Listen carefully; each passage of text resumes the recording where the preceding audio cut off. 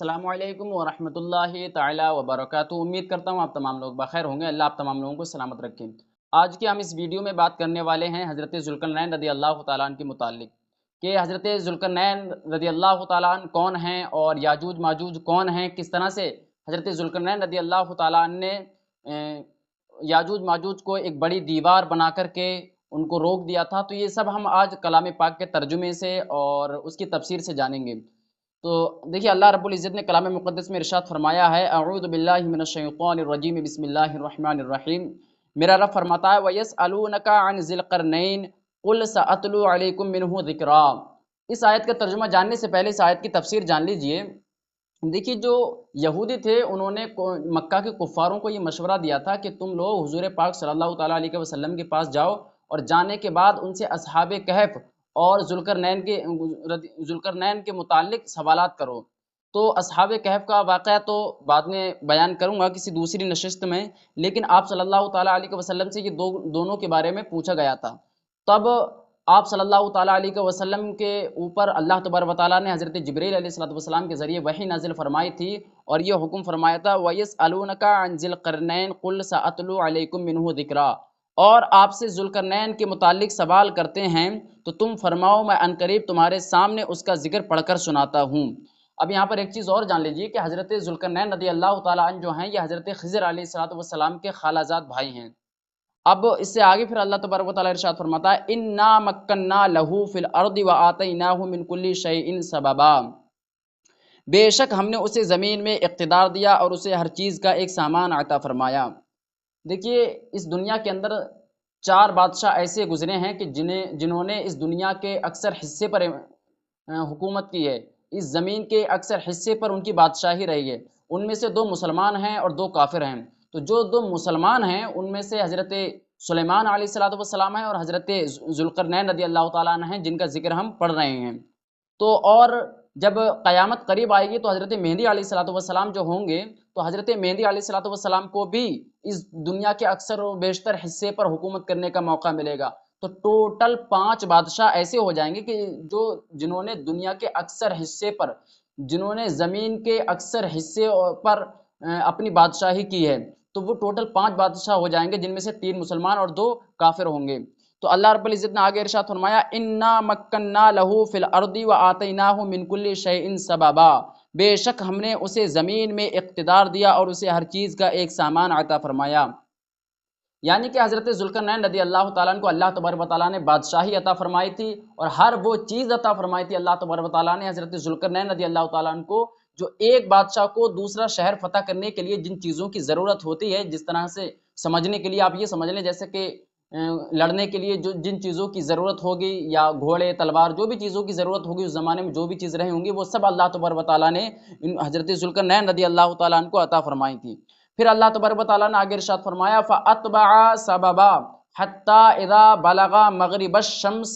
وَجَدَهَا تَغْرُبُ فِي عَيْنٍ حَمِئَةٍ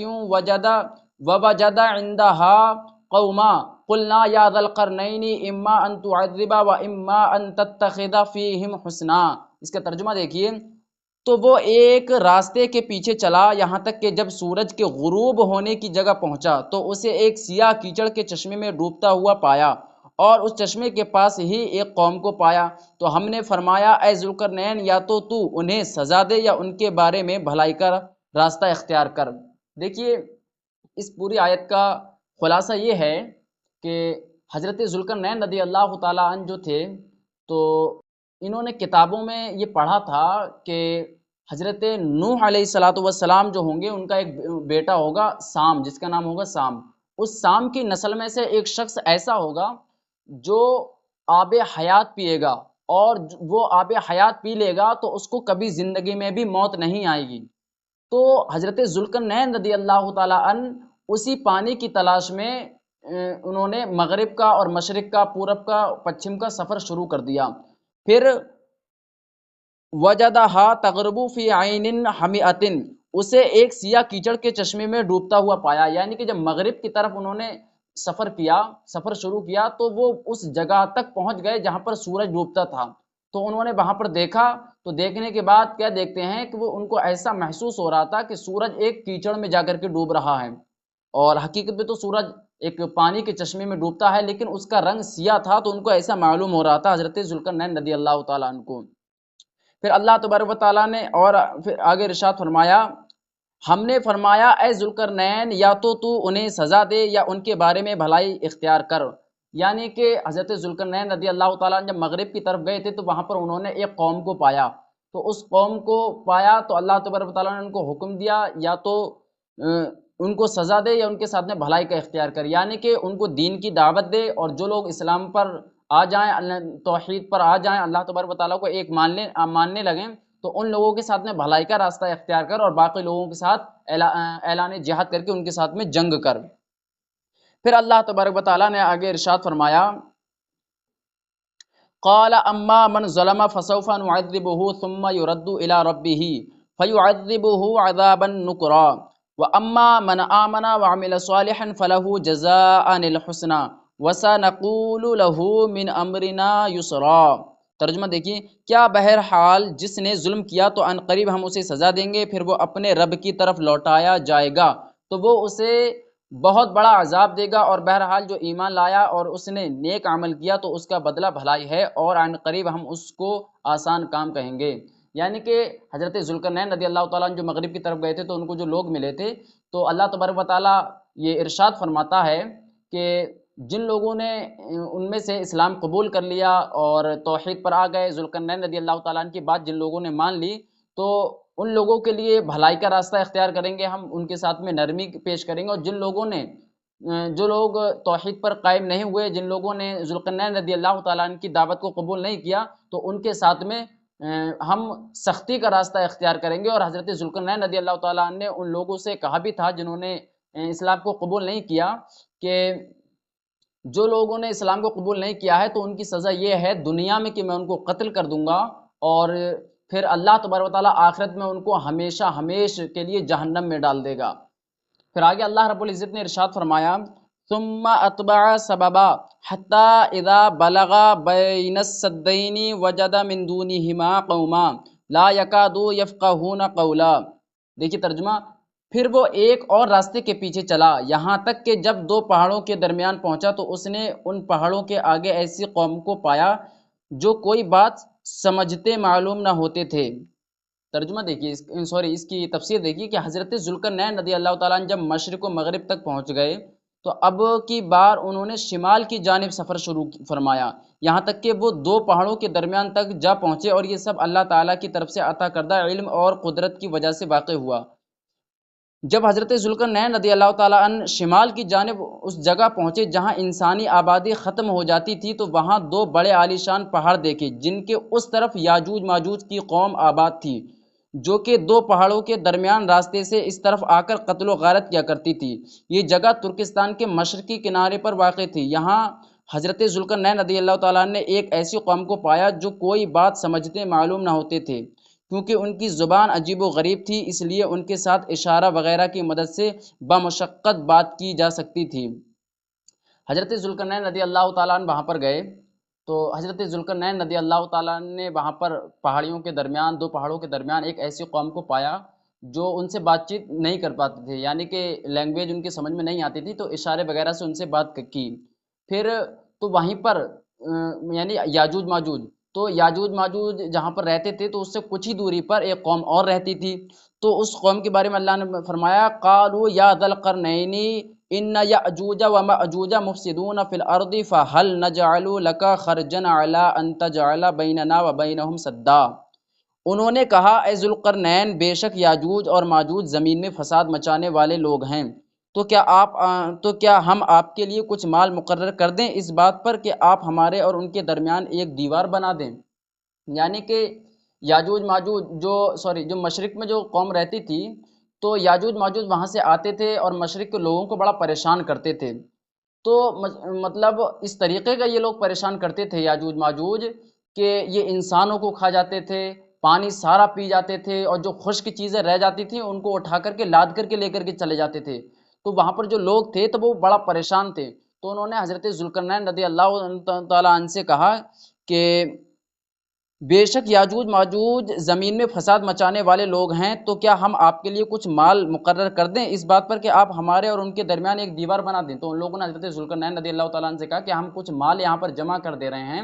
اور آپ ان کے اور ہمارے درمیان ایک دیوار بنا دیجئے تاکہ وہ دوبارہ یہاں پر نہ آ سکیں۔ پھر آگے اللہ تبارک و تعالیٰ نے ارشاد فرمایا، قال ما مکنی فیہ ربی خیر فاعینونی بقوۃ اجعل بینکم وبینہم ردما آتونی زبر الحدید حتی اذا ساوا بین الصدفین قال انفخوا حتی اذا جعلہ نارا قال آتونی افرغ علیہ قطرا فما استطاعوا ان یظہروہ وما استطاعوا لہ نقبا۔ دیکھیے ترجمہ، ذوالقرنین نے کہا جس چیز پر مجھے میرے رب نے قابو دیا ہے وہ بہتر ہے، تو تم میری مدد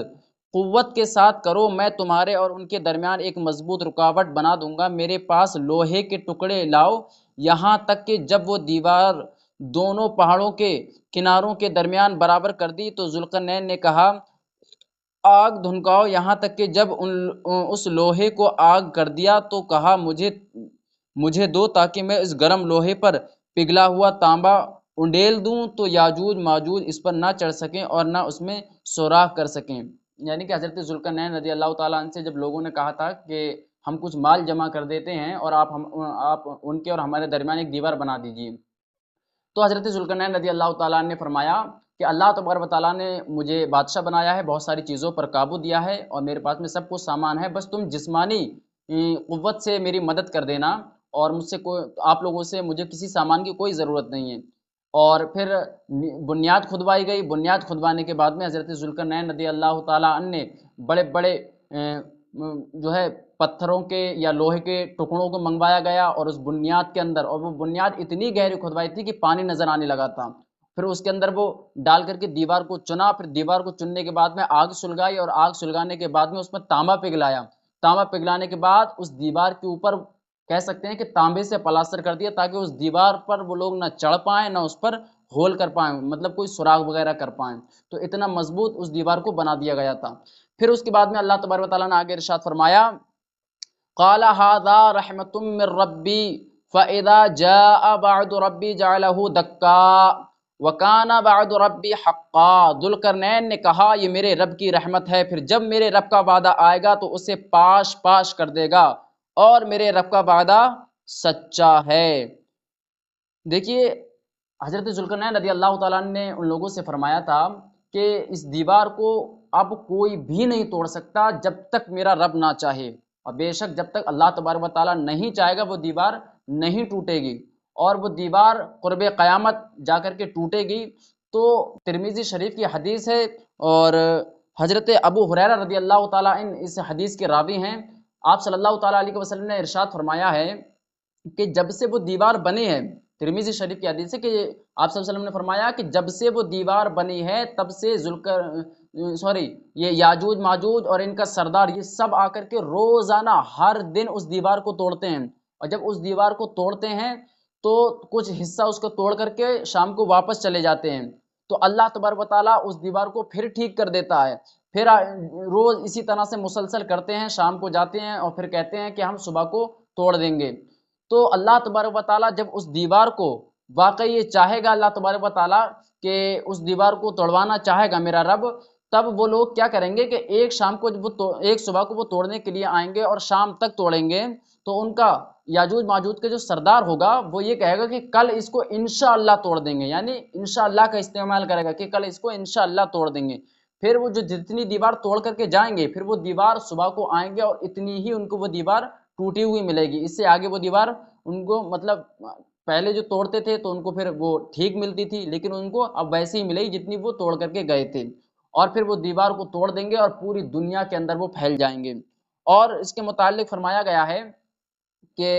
اللہ تبارک و تعالیٰ حضرت عیسیٰ علیہ الصلوۃ والسلام کو یہ حکم دے گا کہ وہ مسلمانوں کو لے کر کے ایک پہاڑی کی طرف چلے جائیں، تو مسلمانوں کو لے کر کے حضرت عیسیٰ علیہ الصلوۃ والسلام ایک پہاڑی کے اوپر چڑھ جائیں گے، اور پھر وہ زمین میں بھاگ دوڑ شروع کر دیں گے، تباہی مچانا شروع کر دیں گے، اور وہ ان کی تعداد اس قدر زیادہ ہوگی کہ ان کے مرنے کے بعد میں ان کے جو تیر کمان وغیرہ ہوں گے وہ کئی سالوں تک مسلمان استعمال کریں گے، اور وہ اس دنیا کے اندر اس زمین کے اندر بہت بری طریقے سے فساد مچائیں گے یاجوج ماجوج، آج کی اس نشست میں بس اتنا ہی، اور میرے بولنے میں، آپ حضرات کے سننے میں، دیکھنے میں جو بھی غلطی اس میں سمجھ میں آئی ہو یا مجھ سے کوئی غلطی واقع ہو گئی ہو، رب تعالیٰ اپنے حبیب کے صدقے میں اس کو معاف فرمائے۔